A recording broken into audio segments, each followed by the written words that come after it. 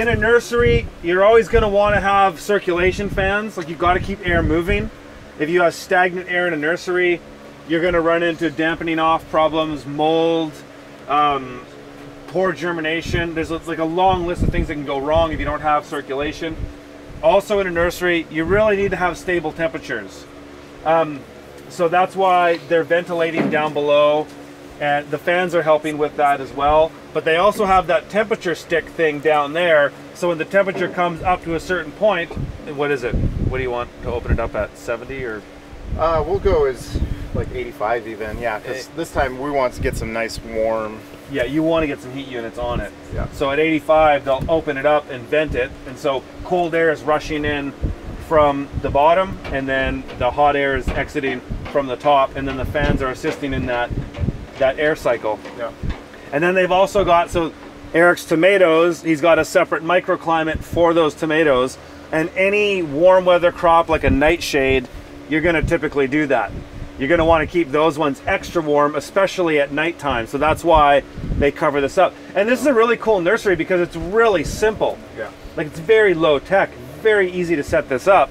We've got the peak vent down there that has the wax shock, so that opens up automatically if it gets too hot too. So that buys us some time as well. In the summer, we run microfoggers in a 3/4 inch line, and we tie it to the lodge pole, and we have a timer on that just hooked up to a hose bib, and that like acts as like a humidifier, swamp evaporative cooler. So it just for like 5 minutes it'll kick on and then just add some moisture to the air and cool that down. It's risky business. You have to pay attention because you don't want to add like fungal issues in that too. But a lot of greenhouses use those like wet walls, and so this is just poor man's wet wall basically.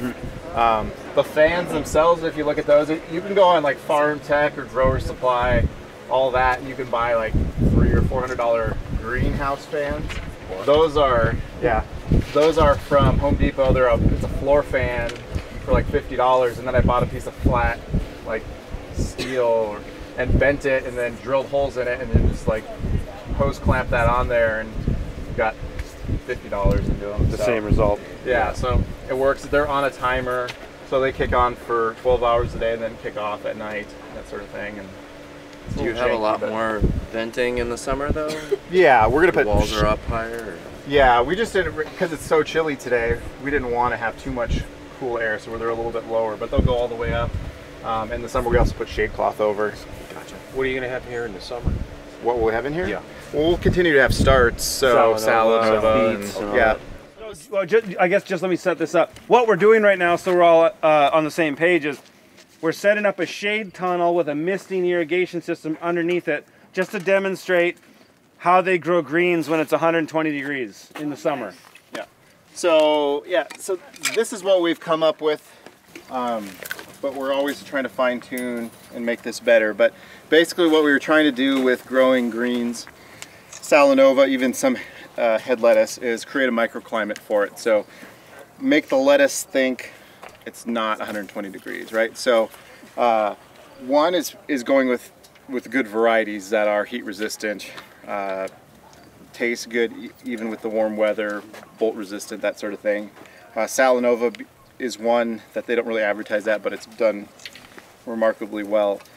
And then how can we create that microclimate? So we had a bunch of, already had the shade cloth cut in like 7-foot strips, and so we tried to figure out a way that we could use that. And so we came up with this using 1/2-inch electrical conduit. It comes in 10-foot sections here. Johnny's makes this bender. It's a really tight bend, and you can use it for multiple different things. So this shows different spacing. So this is just a tight bend, covers 2 beds, nice and flat on top, and it gives us a lot of working space in here. So we don't have to uncover these to harvest in that too, because our shade cloth is going down to here. We have these clipped on, and we're able to do our harvest without messing with anything once we set it up. So super helpful. So as far as the setup, we bent all these.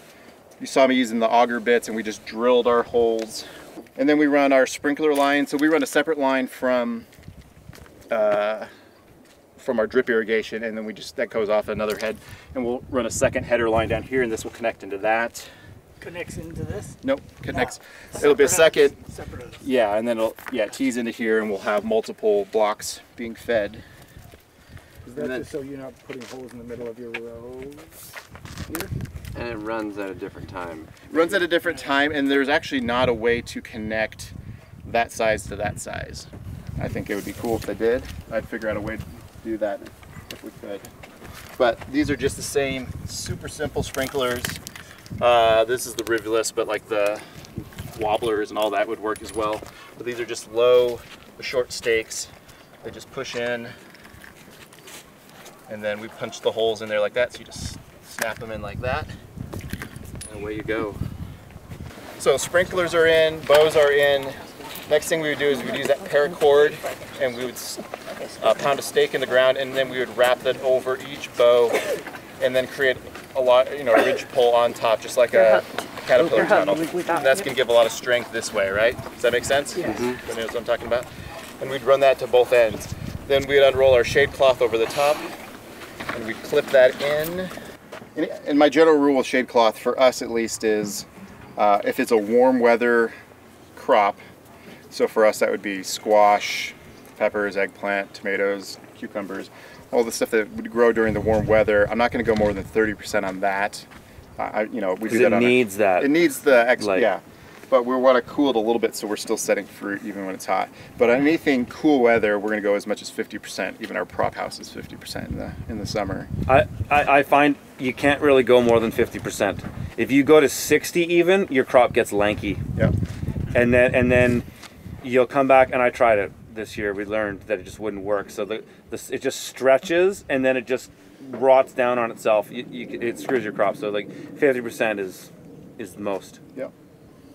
So we've got our shade cloth on, we've got our sprinklers. I've got a separate battery timer. It's just hooked up to a hose bib that fires off, and we have that going on a few times a day for 5 minutes is all. So we're not watering with it. All we're trying to do is cool the air around it. The sprinklers, because it's so low, and these sprinklers aren't broadcasting a lot, it's lower pressure, but it's hitting the shade cloth, and it's hitting it and kind of coating that, and it's acting like evaporative cooling as well. So any air that's moving through is being cooled, at least in theory, and creating that climate that we're trying to create. So if we were constantly watering the lettuce, then we're gonna have rotting and mold and all sorts of issues. So we're not trying to do that. We're getting more of the air around it. And when do you turn on the the sprinklers? Yeah. And how many times a day? A few times a day. So kind of probably late morning. So let's say 10 to 6, something like that. Not overnight. We try to. Here. It's here. Yeah, That's exactly. Like I'm giving you what we do. So you might only have to do this once a day, and that be enough to just get it by.